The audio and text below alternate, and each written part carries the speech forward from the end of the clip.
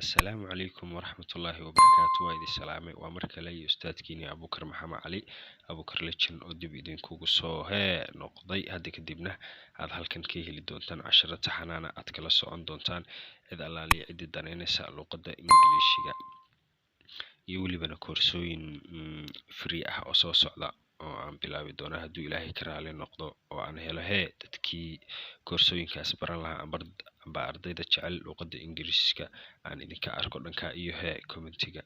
Haddaba casharkeena maanta wuxuu ku saabsan yahay labadan eray oo ah when iyo where. Waa inta badan labada su'aalood oo la isku qaldo markii su'aashooda lagu weydiiyo oo lagu yiraahdo when were you born iyo where were you born. Haddaba maxay ku kala duwan yihiin labadan eray?